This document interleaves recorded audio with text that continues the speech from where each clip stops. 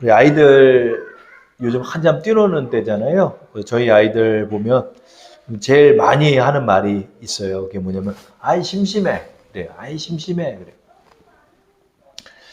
그래요. 아이들 좀 마음껏 좀 뛰놀게 해주고 싶은데, 이게 또래가 없어요. 이렇게 보면은 놀이터 가면 애들이 있는데, 이제 또래가 좀 안 맞아요. 큰 형들, 누나들 있고, 또 아예 어린 갓난아기들이 있고, 이래요. 그래서 세대를 맞추기가 참 어렵습니다. 그죠? 그래서 저희 때는 뭐 몇 반까지 있었는데, 우리 찬미 때 보니까 세 반밖에 없고, 또 한 반에 15명 정도밖에 없어요. 그래서 여학생들이 6명, 뭐 7명, 뭐 남자들이 7, 8명, 요렇게밖에 없는 거예요. 그렇죠? 그리고 시골에 이렇게 가보면 시골 초등학교는 이렇게 문을 닫아요. 왜냐하면 초등학교 세대가 없다 보니까 시골의 초등학교 세대들은 많이 문을 닫습니다. 그래서 아이들이 안쓰러워가지고 좀 놀게 해주고 싶어도 이제는 놀게 해주려면은 그냥 밖에 뛰놀게 해서는 안 돼요. 왜냐면 없으니까. 뭐 어떻게 하냐면 돈을 들여야 돼요. 돈을. 뭐 키즈 카페를 데리고 가야 되고. 거기 2시간 노는 것도 한 5만 원 나가요. 4시 가면. 그 다음에 무슨 놀이공원, 어린이 대공원, 그 다음에 뭐 어떤 시설 같은 게 있거든요. 그런데 데려가면 다 한 몇만 원을 이렇게 계획을 하고 가서 놀게 하는 수밖에 없습니다. 아이들의 세대만 이런가요? 그렇지 않죠. 이게 우리 중년이나 노년의 세대들도 사실은 심심해해요. 심심해하는 걸 많이 느껴요. 그래서 문화센터는 이제 제가 못 다니겠어. 왜냐면 할아버지 할머니가 너무 많아. 너무 많아. 너무 많아. 그래서 젊은 사람들 오면 싫어해. 여기 우리 놀이터니까 오지 마. 이러는 사람도 있었어요. 그리고 보면 이제 게이트볼장 이런 데서 이제 게이트볼 하시고, 또 공원 가면은 이제 바둑 장기들 또 많이 두시고, 노년만 그런가요? 그렇지 않아요. 중년도요. 이렇게 산에만 가도 3, 4, 5, 많게는 10명, 20명 이렇게 모여 있어요. 보면 이 모르는 사람들이에요. 그 동호회, 등산 동호회라고 해서 등산 동호회에 모이고, 또 각종 스포츠 동호회들, 또 모임, 또 취미 활동들을 하고 있습니다. 왜 그러죠? 사실은 외롭지 않으려고 하는 거예요. 외롭지 않으려고. 저는 이렇게 주위의 세대들, 우리 어린아이부터 노년에 이르기까지 모든 세대를 보면서 요즘의 세대는 어떤 세대인가, 고독한 세대다, 또 외로운 세대다, 이런 생각이 들어요. 그래서 사람들이 어떻게 됐든 고립되지 않으려고 하는 거예요. 고립되지 않으려고 열심히 활동하고, 또 그런 분들이 건강해요. 그래도 그렇게 어떻게든 고립되지 않기 위해서 동호회도 만들고, 문화센터에 각종 동호회들 만들어서 보면 언니 어디 갔었어? 이러면서 커피숍에 앉아서 그냥 대화들 나누고 그래요. 왜 그럴까요? 저는 그거 이렇게 보면서 슬프더라고요. 뭐가 슬프냐면 고독하지 않으려고, 사람들이 고독하지 않으려고, 외롭지 않으려고 이렇게 살아가고 있는 것입니다. 그러나 많은 사람들 안에서 이렇게 많은 활동들을 하고 많은 모임들을 해도 그 대중 속의 고독이라는 말이 있잖아요. 그죠? 대중 속 많은 사람들이 있는데 외로워요. 많은 사람들이 있는데 고독해요. 그래서 남자들은 더 술을 찾는 거예요. 술을 찾고, 또 어떤 모임을 찾고, 또 즐길 거리, 놀 거리를 찾고, 이렇게 사람들이 살아갑니다. 왜 그러죠? 하나님께서 그렇게 만드셨기 때문에 그래요. 사람은 혼자 사는 게 아니거든요. 사람은 서로 관계를 맺으면서 서로 사랑하도록 하나님께서 사람들의 마음속에 사랑을 심어 놓으셨어요. 그렇기 때문에 유일하게 생명체 중에 사랑하는 관계는 인간의 관계밖에 없는 것입니다. 우리 한자어를 봐도 그래요. 여러분, 이게 사람 인자잖아요. 이 사람 인자가 어떻게 해서 저게 만들었나 봤더니 서로 등을 기대고 서 있는 이 시옷자 형태의 모양을 보고 사람 인자라고 그래요. 이게 굉장히 통찰력 있는 글이에요. 한자어를 보면 굉장히 그 철학적인 의미가 담겨 있는 단어들이 많이 있어요. 그래서 여러분 보세요. 사람 인자. 이 사람 인자가 뭐죠? 서로 등을 기대고 서 있는 모습을 사람이라고 표현한 거예요. 사람이 뭐냐? 중국 사람들은 사람은 관계를 맺고 살아가는 게 사람이다. 이렇게 표현한 것입니다. 이것은 비단 한자어만이 아니라 하나님께서도 우리를 그렇게 만드신 거예요. 하나님께서도 우리에게 어떻게 만드셨죠? 너희는 서로 사랑하는 관계이다. 우리의 인생의 의미를 생각하면 뭘까요? 여러분, 인생의 의미는 사람밖에 없는 거예요. 여러분, 서로 사랑하는 거예요. 사랑밖에 없어요. 여러분, 사랑만 남는 거예요. 사랑만 남는 거예요. 그래서 사랑하도록 하나님께서 우리를 만드신 것입니다. 자, 주보를 보시고 요한복음 13장 34절에 예수님도 우리에게 말씀하셨죠. 새 계명을 너희에게 주노니 서로 사랑하라. 내가 너희를 사랑한 것 같이 너희도 서로 사랑하라. 그렇죠? 이것은 주님의 새 계명이기도 하지만 우리의 인생의 의미도 뜻하는 거예요. 뭐죠? 서로 사랑하는 사람이에요. 서로 사랑하라. 서로 사랑하라. 사랑하는 관계, 사랑. 우리 사랑하면서 살아가게 하나님께서 우리를 만드셨어요. 그러나 현대사회는 어떻죠? 왜 현대사회가 고독할까요? 그것은 이 사랑의 관계가 바뀌어버렸어요. 서로 경쟁하는 관계가 됐고, 질투하고, 미워하고, 심지어 죽이고, 투쟁하며 살아가는 관계입니다. 국회에서만 싸우는 게 아니에요, 여러분. 모든 인생이 전부 다 투쟁이고, 경쟁의 관계로 바뀌었어요. 나라 간의 관계는 어떻죠? 나라 간의 관계도 서로 죽고 죽이는 전쟁의 관계로 바뀌었고 경쟁하는 관계로 바뀌어 있습니다.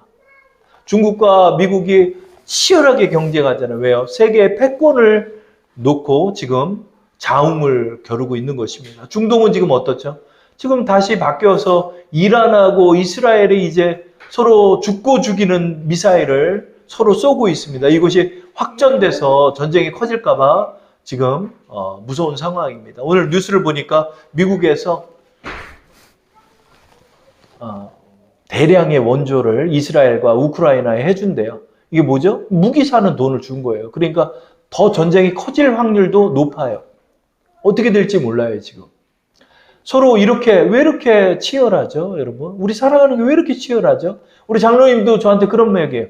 야, 사람이 사는 게 밥 세 끈이 먹자고 사는 건데 왜 이렇게 힘드냐? 밥 세 끈이 먹는 게 왜 이렇게 힘드냐고. 그쵸, 여러분? 여러분, 예전에 우리 밥 한 그릇 내가지고 김치랑 물 말아서 먹으면 한 그릇은 먹는 거예요. 아침 먹는 거예요, 여러분.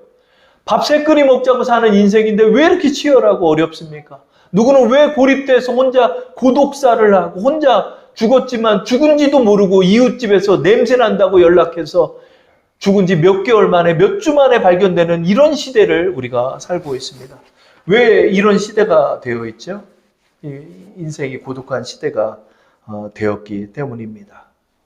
사람들은 이런 고독한 세대를 벗어나기 위해서 끊임없이 만남을 추구하고 활동을 추구하고 화려한 삶을 살기 위해서 오늘도 불철주야 노력하고 있습니다. 그러나 그 속에서도 고독은 해결할 수 없습니다. 외로움도 해결할 수 없습니다. 그 이유는 우리가 하나님께로부터 왔기 때문입니다. 우리의 이 목마름은 오직 예수님을 통해서만 채울 수 있기 때문입니다. 요한복음 4장 13, 14절 우리 한번 주보를 보시고 말씀 읽어볼까요? 예수께서 대답하여 이르시되 이 물을 마시는 자마다 다시 목마르려니와 내가 주는 물을 마시는 자는 영원히 목마르지 아니하리니 내가 주는 물은 그 속에서 영생하도록 솟아나는 샘물이 되리라. 아멘. 여러분 이것을 사람으로 채우나요? 놀거리로 채우나요? 이런 걸로 채울 수가 없는 거예요. 이제 우리나라도 이제 마약 청정국이 아니래요.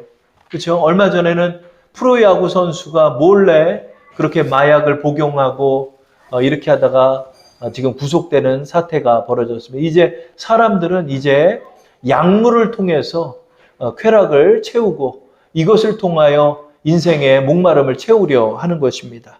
그것으로 채워지나요? 결코 채워지지 못하는 것입니다. 그 이유를 사람들이 모르기 때문에 여전히 고독하고 외로운 것입니다. 우리의 이러한 근원적인 고독은 어떻게 해결할 수 있나요?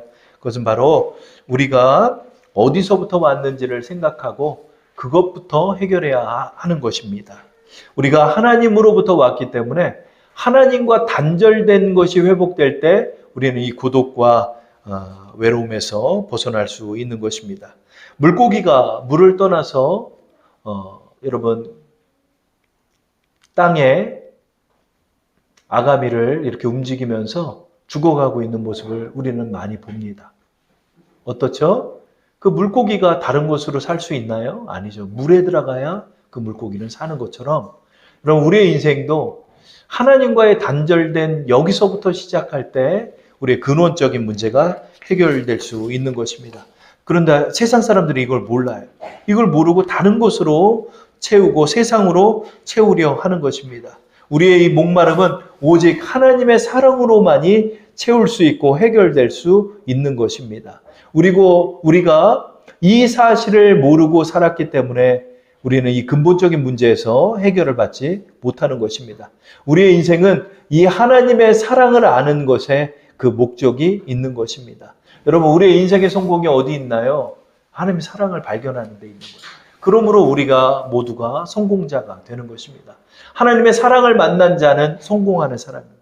왜냐하면 나의 근원을 발견했기 때문입니다.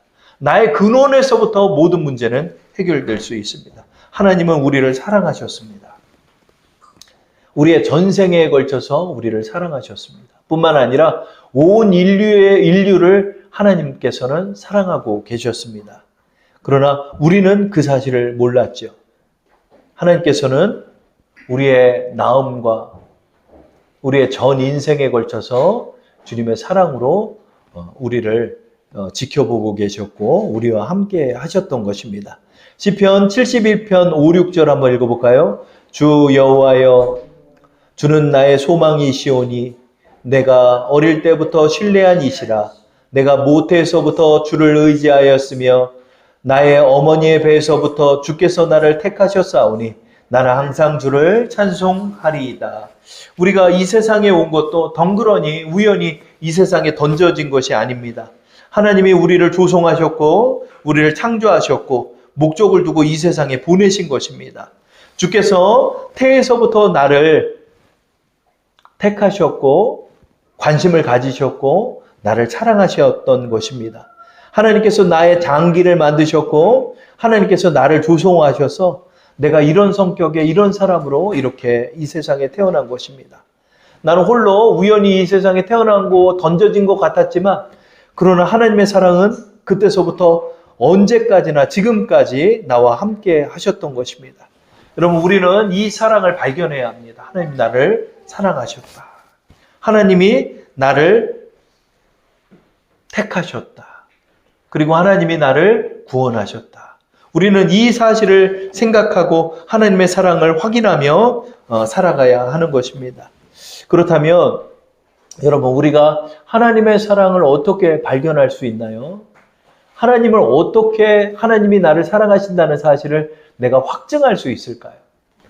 이것은 어떤 환상을 보고 어떤 음성을 듣고 어떤 신비 체험을 하는 것으로 그것을 확인하는 것이 아닙니다. 하나님의 사랑은 예수 그리스도를 통해 우리가 확인할 수 있고 확증할 수 있는 것입니다. 하나님이 나를 사랑하셨기 때문에 예수 그리스도를 이 땅에 보내어 주신 것입니다. 로마서 5장 8절 한번 읽어볼까요? 우리가 아직 죄인 되었을 때 그리스도께서 우리를 위하여 죽으심으로 하나님께서 우리에 대한 자기의 사랑을 확증하셨느니라. 하나님께서 자기의 사랑을 어떻게 보이셨죠, 여러분? 뭘 사줬나요? 어떤 것으로 다른 것으로 채우셨나요? 그런 것도 많이 있습니다. 우리의 전 인생에 하나님의 인도하심이 함께 하셨습니다. 그러나 가장 큰 사랑의 확증은 어디 있죠? 아들을 주셨다는 거예요. 아들을. 하나님의 아들을 나를 위하여 주셨다는 사실. 그 십자가가 바로 하나님의 사랑의 확증이 되는 것입니다. 우리 세번역 성경을 읽어볼까요? 5장 8절 9절 읽어보겠습니다. 그러나 우리가 아직 죄인 되었을 때 그리스도께서 우리를 위하여 죽으셨습니다. 이리하여 하나님께서는 우리들에 대한 자기의 사랑을 실증하셨습니다. 그러므로 지금 우리가 그리스도의 피로 의롭게 되었으니 그리스도로 말미암아 하나님의 진노에서 구원을 얻으리라는 것은 더욱 확실합니다. 여러분, 우리가 예수님을 믿음으로 구원을 받았잖아요. 이 예수님이 어떤 것이죠? 하나님의 사랑의 증거라는 거예요. 하나님의 사랑의 증거는 여기 있습니다, 여러분. 어떤 신비한 체험이 있고 병이 나서 빨딱빨딱 일어나고 이런 것도 중요하겠지만 더 근본적인 사랑이 무엇이냐? 그 아들을 나를 위해 내어주셨다. 그 아들을 나의 죄를 대속하기 위해 주신 아버지 하나님의 사랑이 있다는 거예요. 그 사랑을 통하여 우리는 지금도 확실하게 하나님이 나를 사랑한다는 사실을 믿을 수 있는 것입니다. 하나님의 사랑에 대해서 사도 바울은 이렇게 말하죠. 로마서 8장 31절 2절 읽어볼까요? 그런즉 이 일에 대하여 우리가 무슨 말하리요? 만일 하나님이 우리를 위하시면 누가 우리를 대적하리요?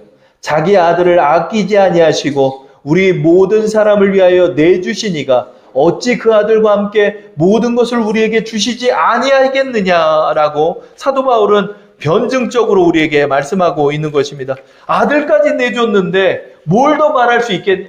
아들까지 나를 위해 주셨는데, 아들까지 너희를 위해 주셨는데 뭘 더 확증하란 말이냐?